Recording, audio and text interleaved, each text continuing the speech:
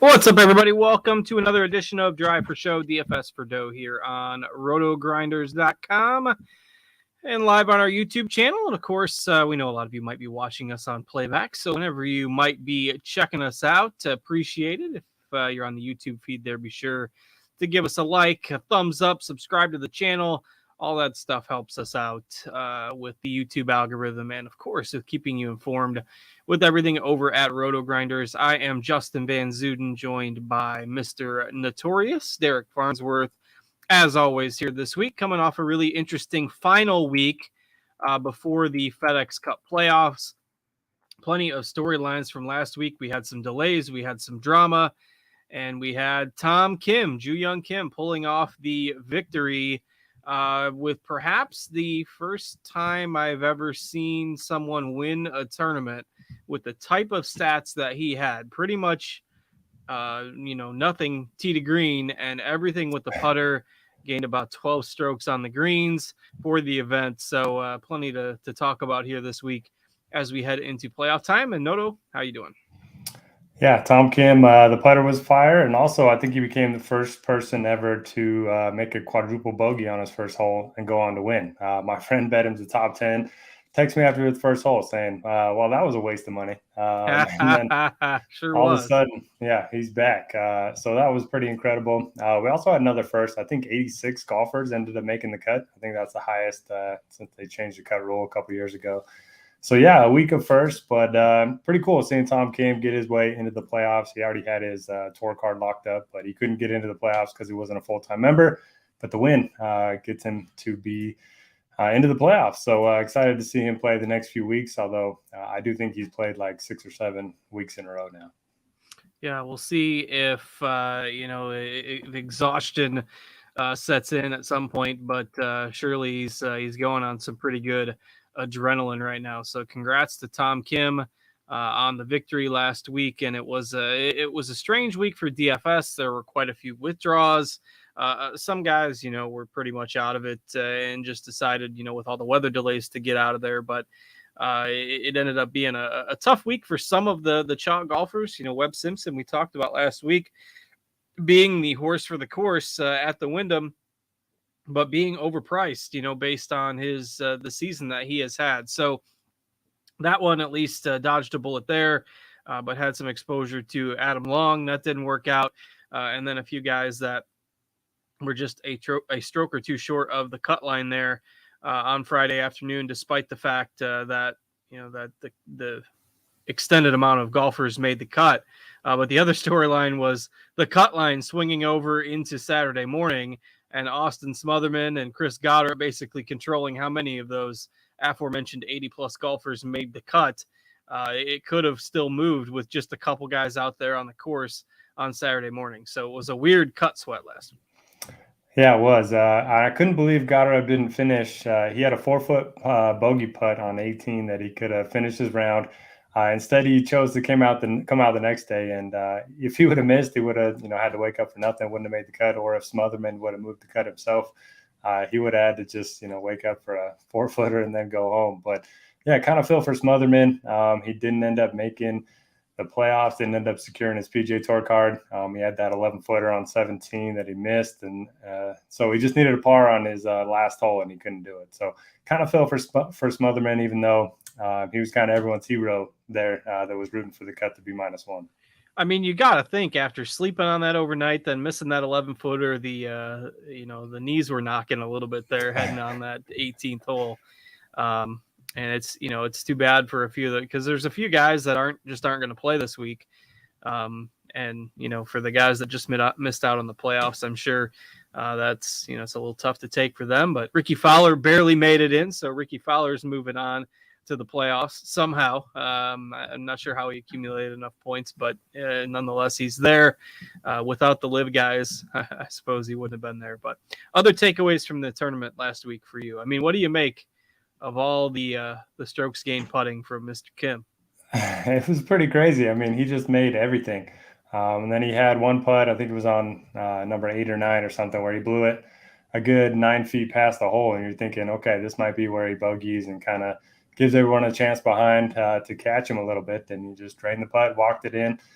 So yeah, I mean, he was kind of thought of as a better ball striker than putter coming into the week, and so it was a little surprising to see him, gain that many strokes. But again, we're dealing with small sample sizes when it comes to him because we haven't seen him a ton with shot link stuff. But I mean, he played great on the Asian Tour. Obviously, incredibly talented. He's the second youngest golfer to win on the PGA Tour in the last 60, 70 years. So yeah, I mean, I'm excited to see what he brings moving forward.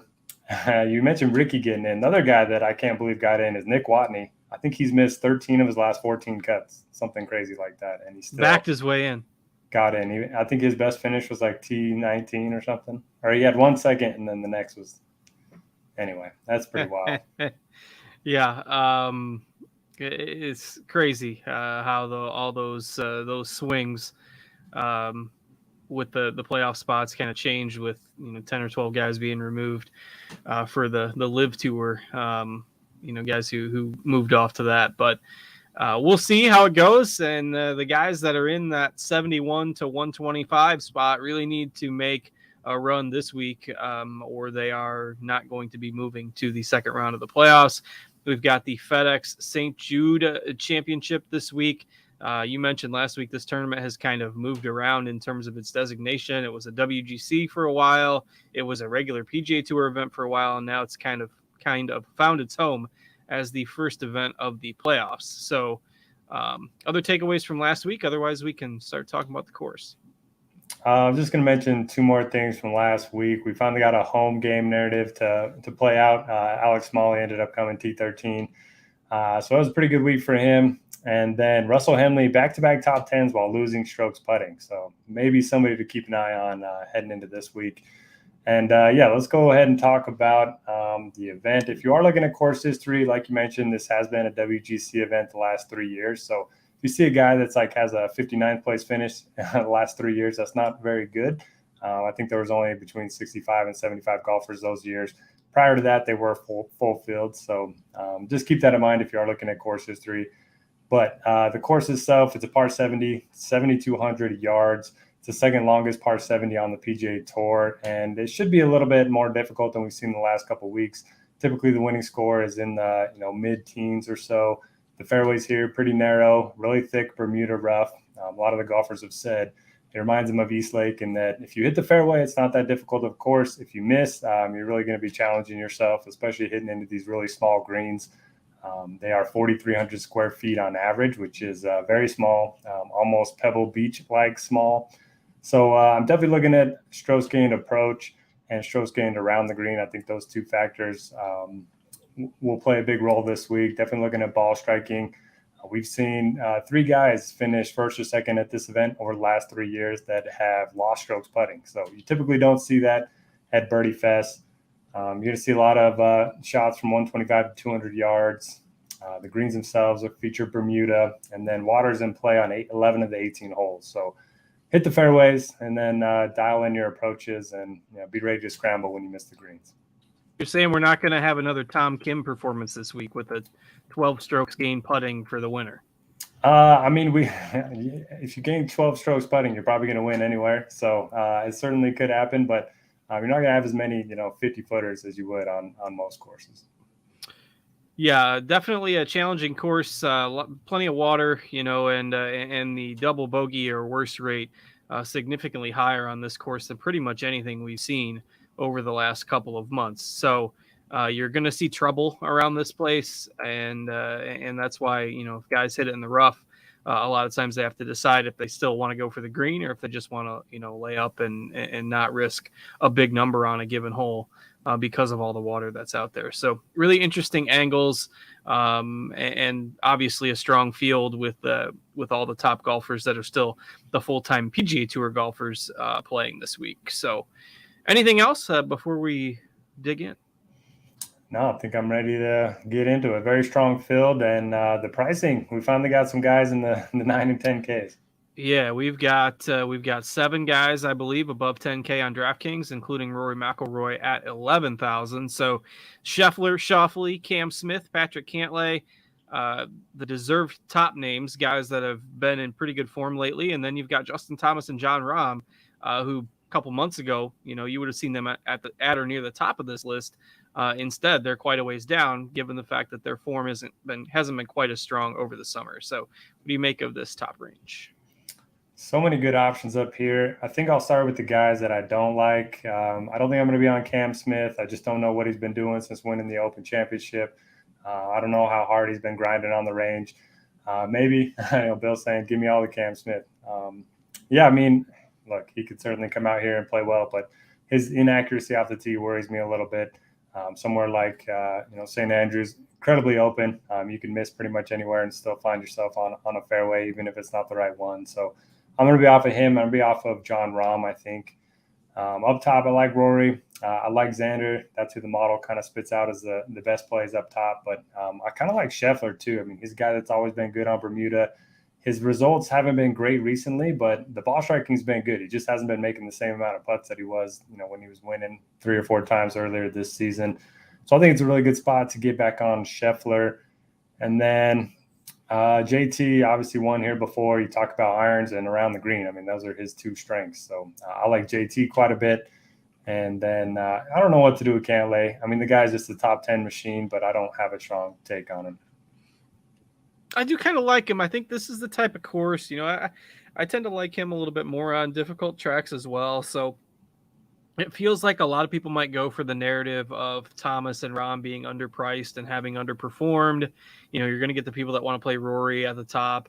Schauffele always kind of has a pretty high ownership these days. So Cantlay, I think, might be kind of sneaky around, maybe just 10% or so this week. So in tournaments, I think he's a guy that's really interesting. I haven't pegged him right a whole lot this year, so that does worry me some. But I do think this could be a week that maybe he ends up being a little bit sneaky just because of the way that the pricing kind of works and how everything shakes out with that. So I do like some Cantlay this week.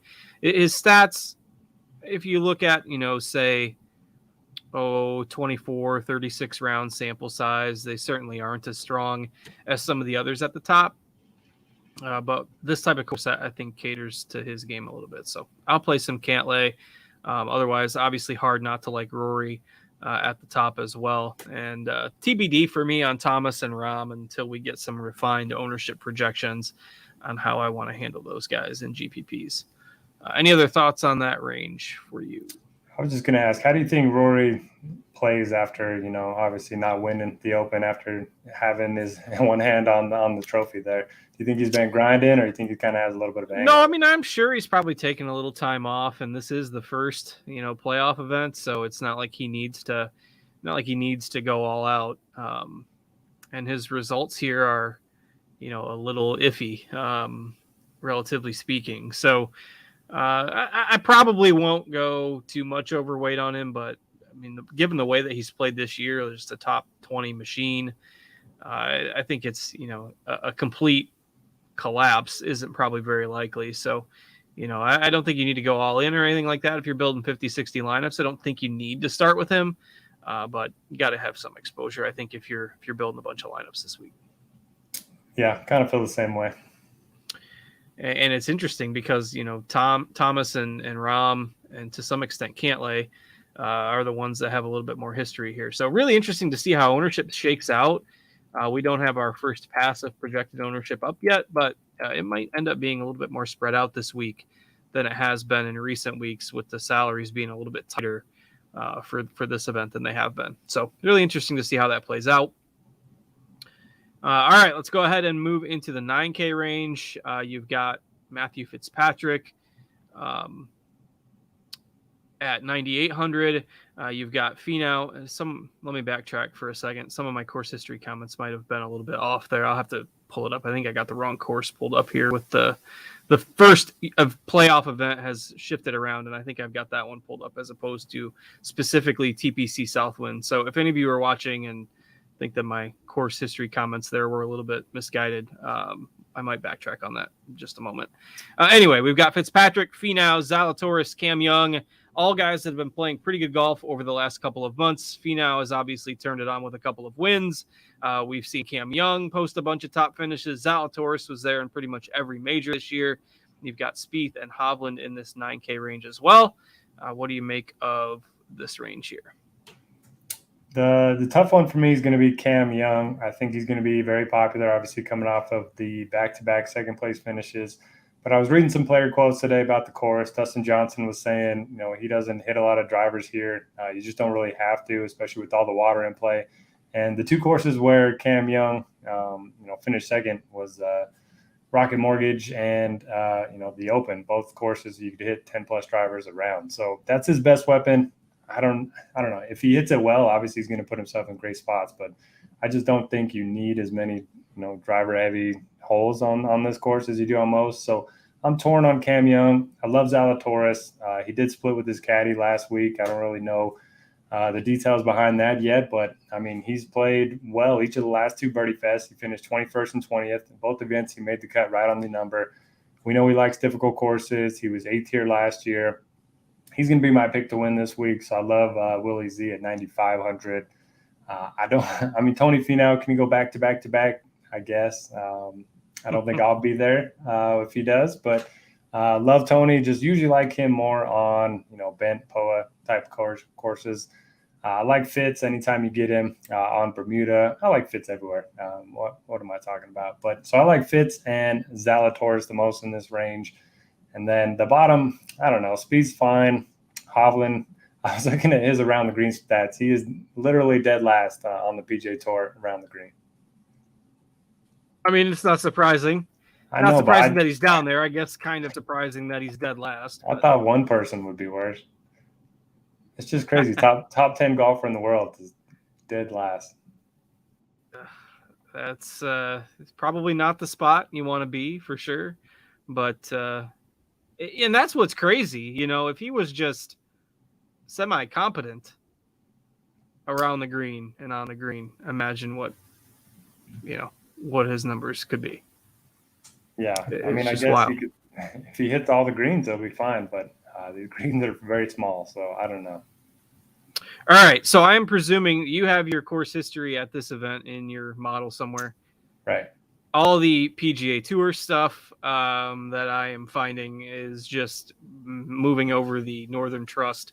Basically, the 3 or 4 sources I just checked all have Northern Trust course history plastered to this event. So I'm going to leave the course. What's that? Pull up the first look. Your first look, okay, on RotoGrinders. Perfect. It'll be there. All right, so if you are having the same problem that I just did, trying to find course history at this event, again, if you're looking on the PGA Tour site, if you're looking on a couple other, areas where you generally find course history, you might have trouble finding it linked to this specific event. So pull up Noto's DFS first look, which I believe is free, correct? Yes. Over on RotoGrinders, and it will give you the history at this specific event. So I wasn't horribly off with my comments. Justin Thomas did win here in 2020. Jon Rahm did finish 7th in 2019. Rory, relatively speaking, not quite as strong. But I dumbed into those answers with bad data. So, all right, now I've got Noto's data in front of me for the course history. We're good to go on that front. And the 9K range, I think is really interesting because you're going to see most people want to start with one of the names at the top. The narrative with Finau is going to reduce his ownership.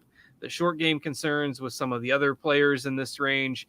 It's easy to find at least something of a weakness, either inexperience with Cam Young or the short game issues with Zalatoris and Hovland. But, the ball striking, I think, it just can help them make up for that.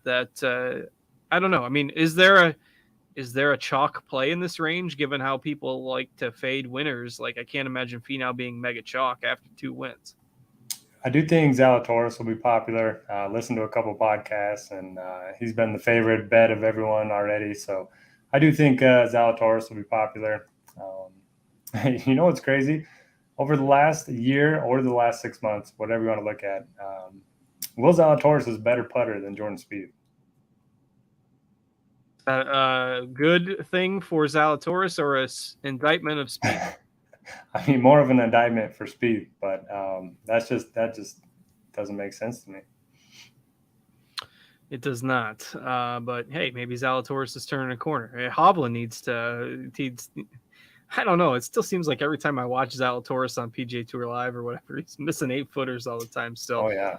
But hopefully he's turning a corner there. But yeah, maybe a little bit of an indictment of Spieth there as well. All right. Anything else on the 9Ks for you? I don't think so. If you had to play one, who's your favorite? That is tough to answer until I see ownership, but I don't know. It's probably not Young because of the fact that I think the driver is neutralized a little bit. I don't love any of these guys. It's probably Finau, to be honest. Okay. I mean, it probably is. If you're just looking, the around the green game with the small greens, it scares me a little bit with Hovland and Zalatoris. I'm not big on Spieth. Young, the driver isn't going to be as big of a weapon here. It's almost like it's process of elimination to Finau or Fitzpatrick, I guess, by default. He does have a 4th and a 6th here 2 of the last 3 years. So I'll go with Fitzpatrick 1 and then Finau 2. But I don't know. I probably won't have a ton of exposure to this range. I think the 8Ks is much more interesting. Finau's got to be low owned, right? I think you would think so, but the limitations of this range, I think, might. It's a tough week to peg ownership. Interested to see how this comes out, but I'll probably have some for sure if he's in the single digits. All right, let's move into the 8Ks. Morikawa in this range obviously hasn't been his best of years, but we know the talent is there. Sam Burns seems to be a trendy pick here early in the week. You've got Sung J M obviously coming off a strong performance last week. Matsuyama, Lowry, Horschel, Neiman, and Tom Kim rounding out the 8K range. So your favorites in there. Yeah, I think this range is why a lot of people are going to start with one guy above 10K, and then their second and third, maybe even fourth guys are going to come from this range. You got all the guys that really rate out well in models: Shane Lowry, Sung J M, Sam Burns. They all look like great plays. Bermuda Burns, second place here last year. He's already got 3 wins this season. Sung J, back-to-back seconds. We know we like him on Bermuda. And then Lowry, look, he didn't play great last week, but he flew home on Friday night because he didn't think he would make the cut and had to take a private flight back. So I don't blame him for having a bad weekend last week. Are you surprised he didn't just withdraw at that point? I give him credit. I mean, I think that's kind of cool that he stuck it out, even though he didn't play well. I think that's a positive for at least me being a fan of his. So I like that. He's got a good course history here too: 3 top 30s and 3 tries. So yeah, I like all 3 of them. I do think they're going to be popular. I'm not going to be on Morikawa. He just hasn't shown much. I think he has 3 top 5s and nothing else better than a top 25 this year, something like that. I always like Horschel on Bermuda courses. He's been playing okay, really good course history. And then Tom Kim, I don't know what to do. I mean, the guy was great last week, and people love fading the guy that won the week before. Everyone's already talking that he's tired. He wasn't planning to play this week and all this stuff. So if he's going to be low owned, I'll go back to him. It's the same argument. It's the same as the Finau argument, but the ball striking just wasn't there last week. Boy, I mean, he's fun to watch, and he's basically playing with house money. So yeah, another one where I think ownership is going to be interesting. I mean, is Burns the chalk here? I think Burns and Sungjae, I think both are going to be. Yeah. So Lowry, Horschel, Kim, Morikawa. If you are a believer long term, I think those guys are all really interesting pivots this week. So I think you sprinkle in quite a few guys from this range. At least that's what I plan to do this week. So hopefully Do you have a take on Hideki? No, he's probably the one guy in this range that I don't have a good feel for. I mean, there was all the rumors like maybe next year he's going to live and he just doesn't care. I don't know. I mean, I'm probably out, but it's not like this strong conviction you can't play this guy take. Like I just don't know if I trust him. Like I love playing guys that withdraw a lot, so I'll probably have some. Parlay them all together. I think Burns, Horschel, Lowry, those guys that you mentioned, I think really interesting tournament plays this week. I will probably sprinkle quite a few of them into my GPP builds. So, and it seems like the betting community is already on Burns. His odds have come down quite a bit from the start of the week here. He was 40 to 45 in a few spots when he opened. Now he's down to 35 a lot of places. So, I like Burns. So even if he's chalky, he's the one guy that I probably will eat some chalk on. All right, if you're ready to move into the 7Ks, we can start talking about that 7,600 to 8K range. All right. As mentioned earlier, Russell Henley lost 2.7 strokes putting the last 2 weeks, and he's finished T10 and T5. He's a guy that's great with his irons, very accurate off the tee, and pretty good around the green too. So if the putter shows up, then I think he's really interesting. He hasn't played this since 2017, so I wonder if that'll do anything for his ownership.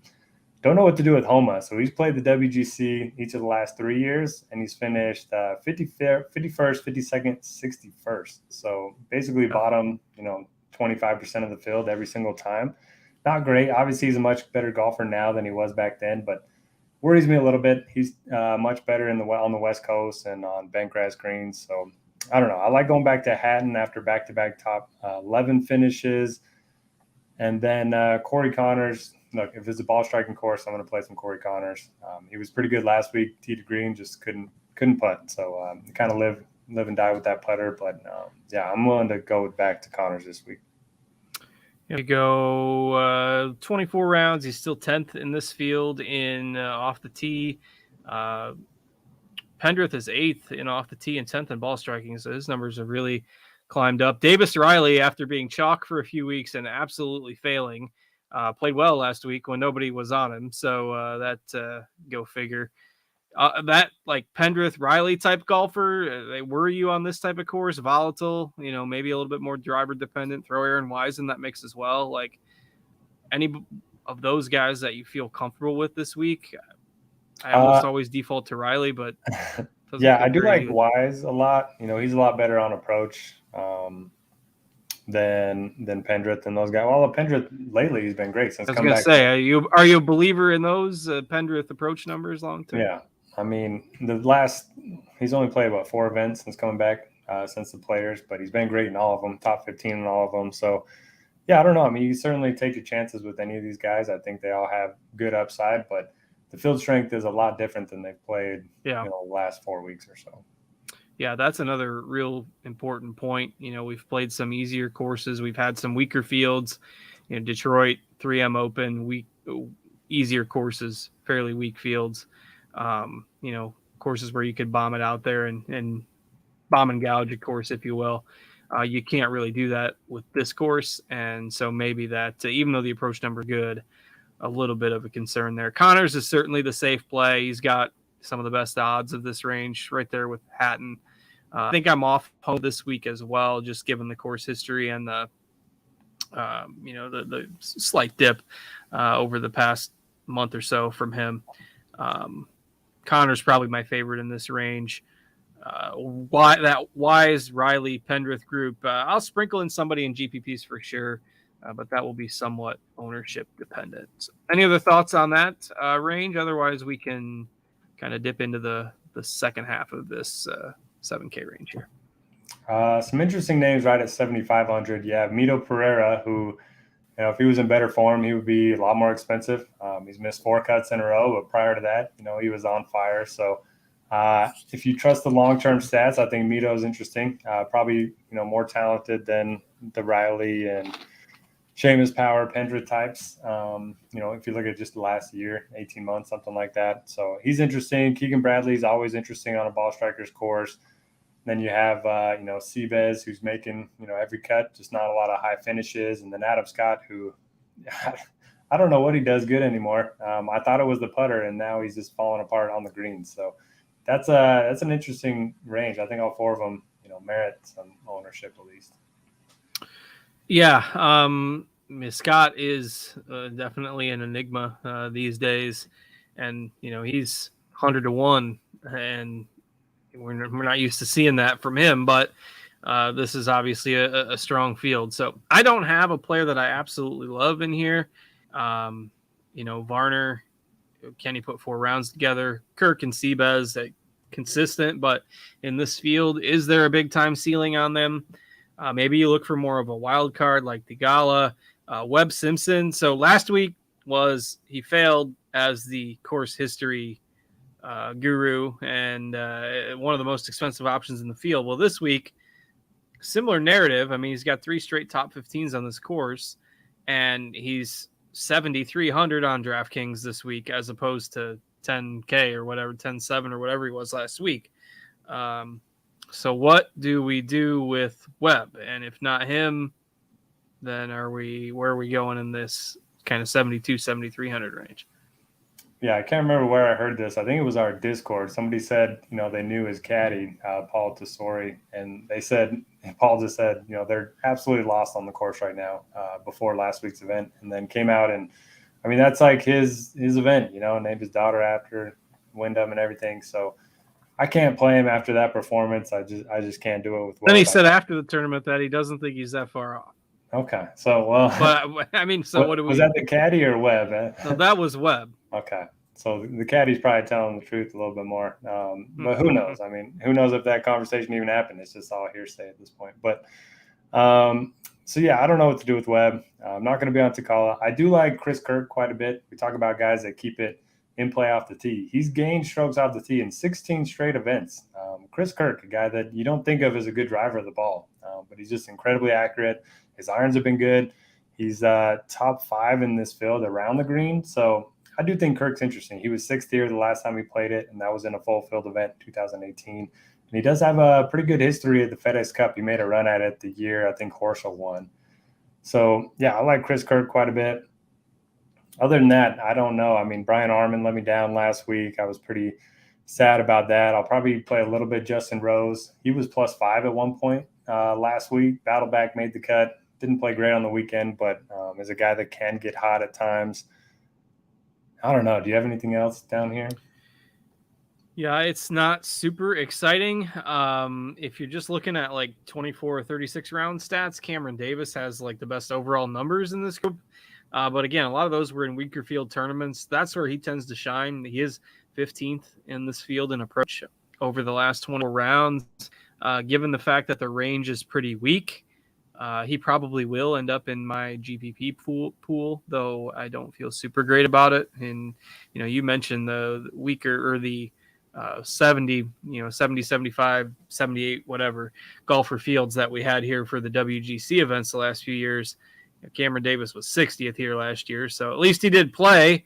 But if you're just looking at the recent stats, I mean, he lines up okay, and there frankly aren't a lot of guys in this range that have anything, resembling solid course history. So, I guess I'll add Cameron Davis in there, but it's not a rousing endorsement by any means. What about Scott Stallings? I think he's had 4 straight top 15s. Now that's crazy. And, he is a guy that always tends to be streaky. But I also feel like he's going to garner ownership. And like, I don't know, chalky Stallings just sounds like a recipe for disaster. So yeah, if he tends to be the guy that a lot of people gravitate towards, give me the lower owned pivots like Davis or a Rose, or even, maybe going back to Adam Long after his withdrawal last week, though I didn't follow up on was the reason for his withdrawal. It was just illness, right? I think he was one of the guys that didn't finish that round on Friday and knew he was going to miss the cut, so he just withdrew. No, I played him, so he withdrew before the second round. Oh, okay. But he was 4 over, so yeah, it was illness. So yeah, all right. So no injury concerns there. Basically, he was 4 over, and he woke up not feeling well and decided, I'm not going to go back out there for the second round. So throw Adam Long in that mix. I think he's interesting.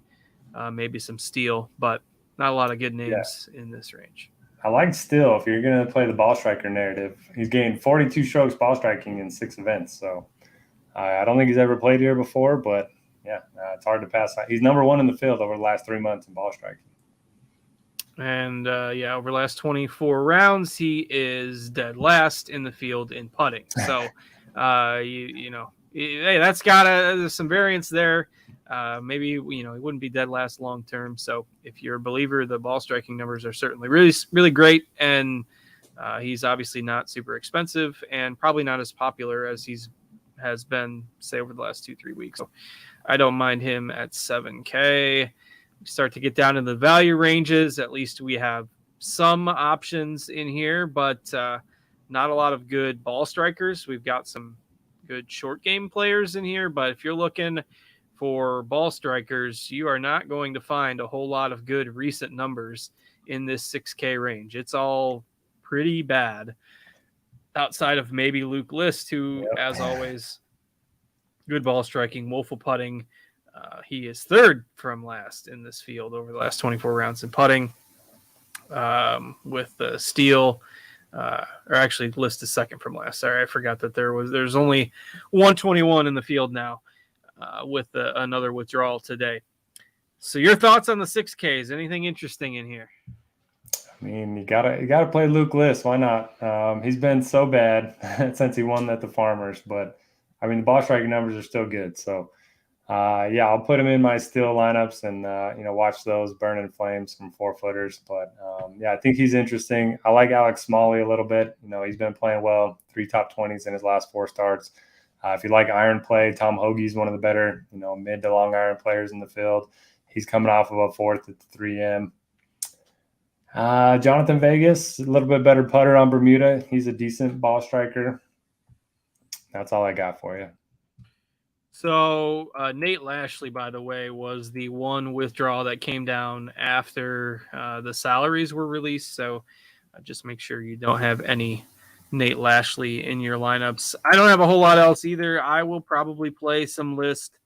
I will maybe play a little bit of Streelman, but like everybody below Hoagie is at least 200 to 1. And in this field, I mean, it's just tough. Callum Tarran's a guy I've played quite a bit over the last month, so maybe you go back to the well there. His numbers have been okay, but a lot of it's been short game, admittedly, but at least he's had some results. So maybe you sprinkle those guys in, but outside of that, there's not a whole lot to love. Agree on List. If he was going to be an option, this is probably the week to maybe give him a peek as a punt play. So we've got, again, 125 eligible, 3 players electing not to compete, and then Nate Lashley also withdrawing, so only 121 golfers in the field right now. Those that are ranked, below 90 are going to need to have a really nice week to move up to the top 70 and get into next week's event, the BMW Championship. So you will see maybe some guys be a little bit aggressive this week if they need to make some birdies, but that can backfire on this course where it's not like you can just throw darts on every hole. So it will be interesting to see how it plays out in terms of the FedEx Cup standings, but we have 70 in action next week. We will do a show for that next week, and then just the top 30 for the Tour Championship. We usually just do our written content over at RotoGrinders for that, so you can check us out, rotogrinders.com. As we mentioned earlier, Noto's First Look article is free. We've got plenty of other premium content as well. For those of you looking to get in on the fun with football starting up, you can get our combo package and get all the sports covered with that. So check us out at rotogrinders.com. And again, if you're watching us on YouTube, be sure to hit the thumbs up button. We appreciate that very much. Noto, you see any questions or anything anything else we need to cover here? No, I'm not seeing any questions, any outrights sticking out to you. I was looking at this. I was kind of been looking at the odds throughout the show. I mentioned Burns seems to be the guy that people are gravitating towards. I don't love it now that he's down to 35. I think if you can find somebody like a Fitzpatrick in that range, depends on the site. Some sites have him down like close to 20. I don't know if I love him there. But maybe like a Lowry at 35 to 1 is interesting. But first glance, I didn't see a lot this week. Like, it's such a strong field that it's tough to. There's a whole bunch of guys in that 35 to 40 range, but I don't feel great about it this week. Yeah, how about you? I kind of feel you. I do like Zalatoris. He's at 26. I know he's still looking for that first win, but it's going to come on a difficult course like this one. I kind of have a feeling about Scheffler. Not the best numbers, but he's like 16-1. Pro tip from a person that's bet Zalatoris a lot this year. But if you bet him to win, make sure you always bet the top 5 or top 10 also, so that you don't come away empty-handed when he inevitably gets a runner-up finish or 5th place or something like that. I've made that mistake far too many times, and so